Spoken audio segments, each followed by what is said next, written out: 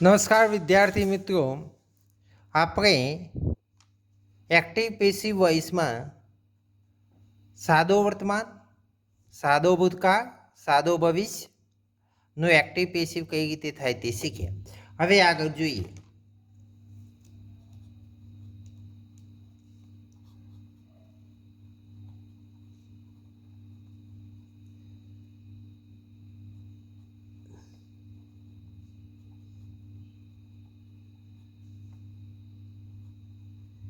Is playing the game.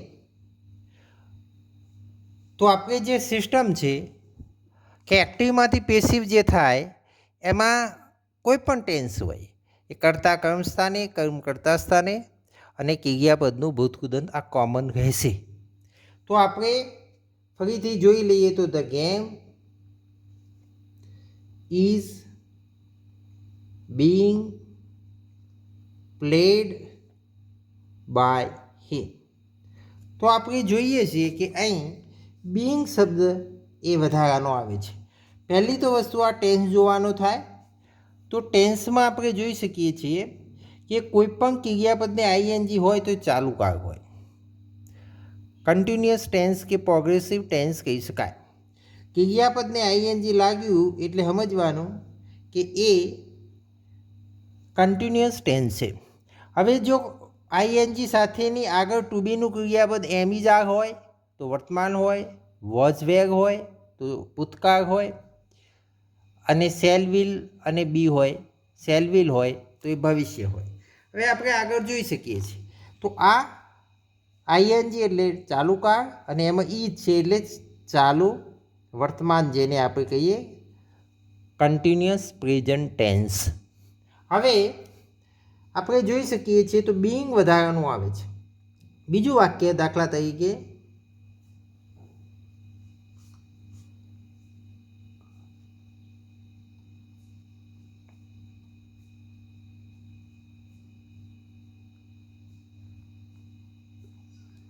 Mohan is driving a scooter.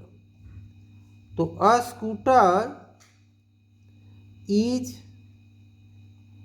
Driven being driven by Mohan. તો આપણે જોઈ શકીએ છીએ તો બીંગ શબ્દ આવ્યો એટલે ચાલુ કાળની અંદર એક્ટિવમાંથી પેસિવ થાય તો વધારાનું બીંગ ક્રિયાપદ મુકાય છે. આ યાદ રાખ. એટલે એની વાક્ય રચના એમ થાય કે સબ્જેક્ટ વત્તા ટુ બીનું ક્રિયાપદ એટલે એમિઝાર આવે વત્તા મેઇન વર્બને આઈએનજી પ્રત્યે વત્તા ઓબ્જેક્ટ, આવું આપણે લખી શકીએ.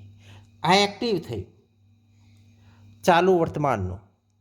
એનું પેસિવ બનાવવું હોય તો સબ્જેક્ટ વત્તા ટુ બીનું ક્રિયાપદ વત્તા being.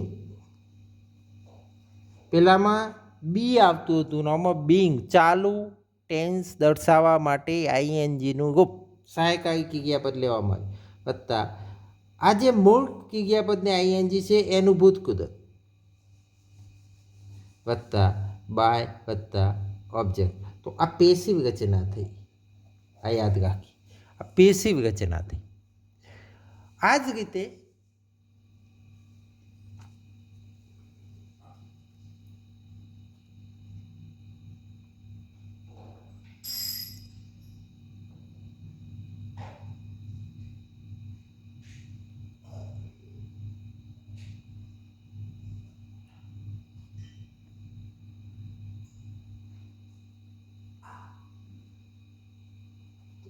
a book was being read by her. તો આપણે જોઈ શકીએ છીએ આ ટેન્સ એટલે કે આ કયો ટેન્સ છે? ચાલુ ભૂતકાળ છે. તો ચાલુ ભૂતકાળ હોય તો શું આવે? વોઝ વેર આવે. અને ચાલુ વર્તમાન કાળ હોય તો શું આવે? એમિઝાર આવે. આ બીંગ તો આવી જ શકે છે. બીંગ ફરજિયાત રીતે એમાં જોડાઈ શકે છે. આ બરાબર વસ્તુને આપણે યાદ રાખીએ.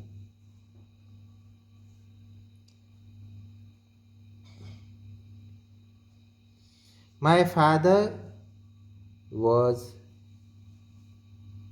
Telling a story. A story was being told by my father. તો તમે જોઈ શકો છો કે ચાલુ ભૂતકાળમાં અને ચાલુ વર્તમાનકાળમાં બીંગ શબ્દ આવે છે અને ચાલુ વર્તમાન અને ચાલુ ભૂતકાળનું એક્ટિવમાંથી પેસિવ કઈ રીતે થાય છે. આ જ રીતે આપણે આગળ જોઈએ.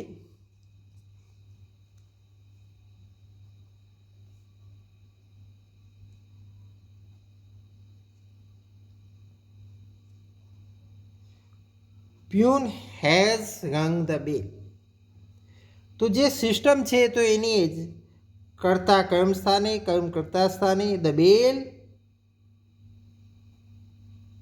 હેઝ બીન રંગ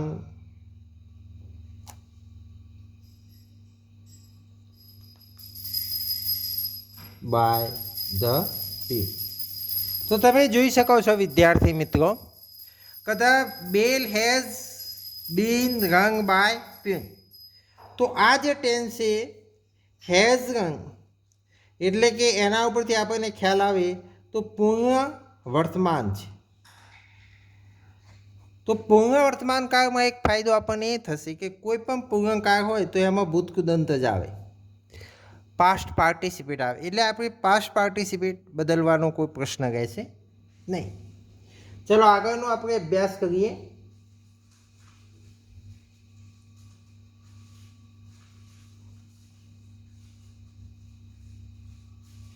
વિનય હેઝ લોસ્ટ ધ કી. તો ધ કીઝ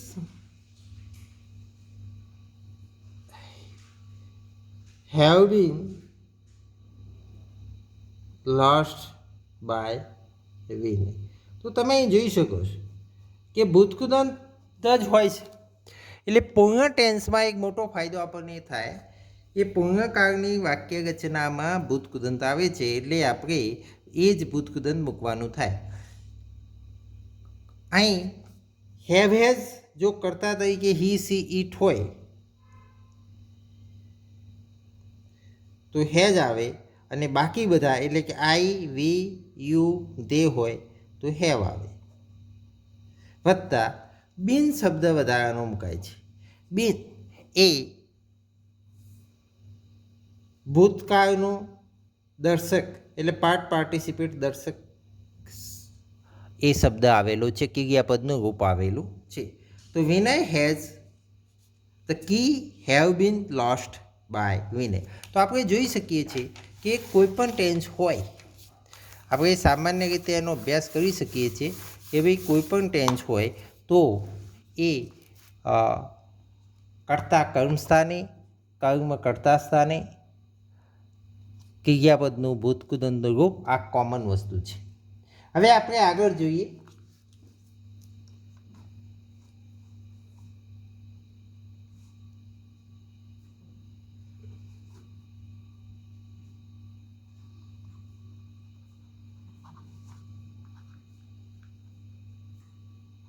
તો my servant had clean the room. હવે the room had been cleaned by my servant. તો આપણે જોઈ શકીએ છીએ આ જે વાક્ય આપેલું છે હેડ વાળું એટલે હંમેશા હેડ આવતું હોય તો એ અને એનું ભૂતકૃદંત તો હેડ વત્તા ભૂતકૃદંત હંમેશા એ પૂર્ણ ભૂતકાળમાં જ આવે. એટલે પૂર્ણ ભૂતકાળ આવે તો એમાં હેડ જ આવે છે કોઈ પણ કરતા હોય I we you they he she it તો હેડ વત્તા ભૂતકૃદંત આવી આપણે હેડ જ આવે વત્તા બિન વધારાનું મૂકવાનું થાય છે પૂર્ણકાળ હોય તો. એટલે પૂર્ણકાળમાં આપણે બિન વધારાનું મૂકી શકીએ છીએ. તો I had been taken this kind of the work. હવે વધુ એક વાક્યનો આપણે અભ્યાસ માટે આપણે જોઈ શકીએ છીએ.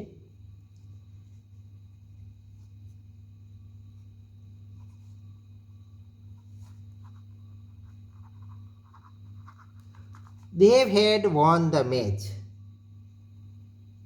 The match had been won by they. તો આપણે જોઈ શકીએ છીએ કોઈ પણ ટેન્સ હોય તો કર્તા કર્મ સ્થાને, કર્મ કર્તા સ્થાને ક્રિયાપદનું ભૂતકૃદંતનું જો પૂર્ણ ભૂતકાળ હોય તો હેડ બીન, અને પૂર્ણ વર્તમાન હોય તો હેવ હેઝ બીન મૂકી શકાય છે. સામાન્ય રીતે આટલા ટેન્સની અંદર આપણે એનો ચેન્જ એક્ટિવમાંથી પેસિવ થતો જોઈ શકીએ છીએ. હવે વધુ અભ્યાસ માટે આપણે થોડાક બીજા વાક્યોનો અભ્યાસ કરીશું. એક કોમન ફરીથી આપણે એક કોમન વાક્યનો આપણે અભ્યાસ જોઈ લઈએ. દાખલા તરીકે સામાન્ય રીતે આપણે જોઈએ તો આમાં ફરીથી આપણે ટેન્સ વાઇઝ જોઈ લઈએ કે એક ફોર્મેટ આપણે બનાવી દઈએ છીએ. એ ફોર્મેટ પ્રમાણે દાખલા તરીકે સિમ્પલ પ્રેઝન્ટ હોય તો આ એક્ટિવ છે. દાખલા તરીકે આઈ લાઈક આવે. દાખલા તરીકે આઈ લાઈક ધ ગેમ કે વોટ એવર.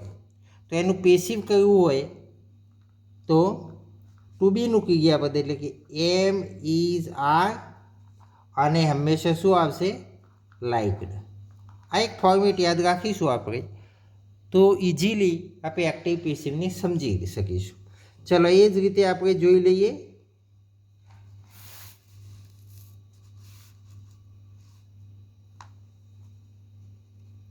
સિમ્પલ પાસ્ટ હોય, દાખલા તરીકે સિમ્પલ પાસ્ટ, તો એમાં શું આવશે એક્ટિવમાં આઈ લાઈકડ જ આવે, કારણ કે ક્રિયાપદનું ભૂતકાળનું. તો એમાં આપણે શું કરીશું ટુ બીનું ક્રિયાપદ વોઝ વેર લાઈકડ મૂકીશું. ચલો આગળ જોઈએ આપણે simple future, simple present, simple past, simple future.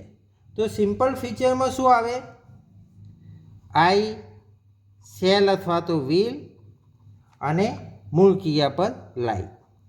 જ્યારે એનું પેસિવ શું થાય, પેસિવ આપણે થોડું ધ્યાન ઉપર રાખીશું. પેસિવ તો પેસિવની અંદર શેલ અથવા તો વિલ તો આવશે જ, વત્તા એક બી આવે છે, અને લાઈકનું લાઈકડ. દરેક જગ્યાએ લાઈકનું લાઈકડ જ થશે, ભૂતકૃદંત જ થશે, ગમે તે ટેન્સ જુઓ. સાદા વર્તમાનમાં એ લાઈકડ, સાદા ભૂતકાળમાં એ લાઈકડ, અને સાદા ભવિષ્યમાં પણ લાઈકડ જ થાય. કોઈ પણ ટેન્સની અંદર લાઈકડ જ થશે. હવે આગળનો આપણે અભ્યાસ થોડી હવે પ્રેઝન્ટ કન્ટિન્યુઅસ જોઈ લઈએ. પ્રેઝન્ટ કન્ટિન્યુઅસ ધ્યાન રાખજો બરાબર.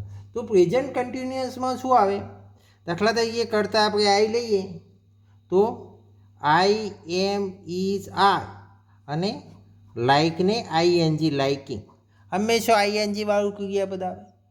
જ્યારે એનું પેસિવ બનાવવા જઈએ છીએ તો એમ ઇઝ આર, અને વધારાનો કયો શબ્દ આવશે પેસિવમાં, ચાલુ કાળમાં બીંગ, અને લાઈકનું તો લાઈકડ જ રહેશે. હવે જોઈએ પાસ્ટ કન્ટિન્યુઅસ. તો પાસ્ટ કન્ટિન્યુઅસમાં શું આવશે, પાસ્ટ એટલે કરતા તરીકે ધારો કે આપણે આઈ લઈએ તો વોઝ અથવા તો વેર. કરતા બદલાય, દાખલા તરીકે કરતા બદલાય તો વેર આવે. અહીં દાખલા તરીકે ધે આવે તો વેર આવે, અહીં ધે આવે તો આર આવે. એ રીતે એટલે આઈ હોય તો વોઝ આવે. તો આઈ એના અનુરૂપ વોઝ વેર ભૂતકાળમાં, અને એ તો આઈએનજી જ આવશે. જ્યારે એનું પેસિવ કરવા જઈએ તો પેસિવમાં આપણે શું જોઈશું? વોઝ વેર તો સાચું જ, પણ બીંગ અને લાઇકનું લાઇકડ. વિદ્યાર્થી આટલું આપણે સામાન્ય રીતે ધ્યાન રાખીએ તો પણ ઇનફ છે. હવે આગળનો અભ્યાસ આપણે કરીશું. પ્રેઝન્ટ. હવે પાસ્ટ ફ્યુચર કન્ટિન્યુઅસનું પેસિવ થતું નથી. હવે પ્રેઝન્ટ પરફેક્ટ.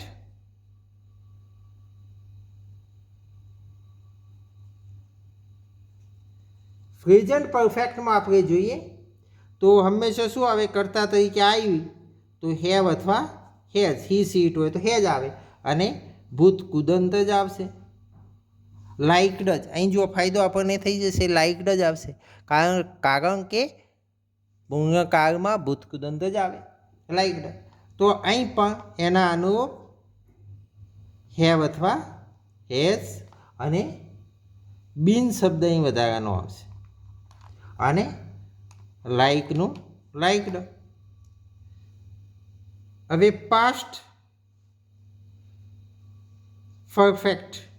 પાસ્ટ પરફેક્ટમાં તો આઈ હેડ લાઇકડ.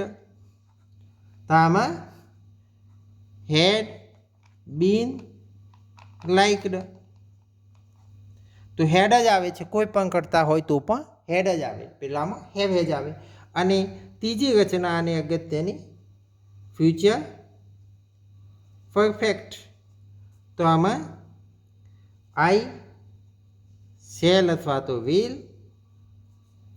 વત્તા હેવ વત્તા લાઇકડ. તો અહીં શેલ અથવા તો વિલ વત્તા હેવ વત્તા બીન વત્તા લાઇકડ. તો વિદ્યાર્થી મિત્રો, આપણે ખાસ આટલું ફોર્મેટ જ યાદ રાખીએ. આ જે ફોર્મેટ, તો એક્ટિવ પીસીમાં કોઈ પ્રશ્ન રહેશે નહીં. તમે સારી રીતે સમજી શકશો કે સાદો વર્તમાનકાળ હોય તો એમિજા, આ બધામાં લાઇકડ લાઇકડ જ આવે છે. ફેર એટલો હશે કે સાદો વર્તમાન હશે તો એમિજાર આવશે, સાદો ભૂતકાળ હશે તો વોઝવેર આવશે, અને સાદો ભવિષ્ય હશે તો એક બી વધારાનું આવશે, અને ભવિષ્યમાં હંમેશા શેલ અને વિલ આવે. એ જ રીતે ચાલુ વર્તમાન કાળમાં આ બિંગ ક્રિયાપદ ચાલુ કાળમાં એક વધારાનું આવે છે, એ આપણે જોઈ શકીએ છીએ. તો ચાલુ વર્તમાન હશે તો વર્તમાનમાં એમિજાર અને બિંગ, અને ભૂતકાળ હશે વોઝવેર અને બિંગ. અને પૂર્ણકાળમાં બિન એ પેસિવ કરતો હંમેશા એક વધારાનું ક્રિયાપદ બીન મુકાય છે. તો વર્તમાન કાળ હોય તો હેવ હેઝ બીન, ભૂતકાળ હોય તો હેડ બીન, અને ભવિષ્યમાં હોય તો shall will have been liked. એટલે લાઇકડ આપણે જોઈ શકીએ છીએ તો એ હંમેશા એ ભૂતકુદંત આવે છે. આટલી વસ્તુ આપણે બરાબર ધ્યાન રાખીએ.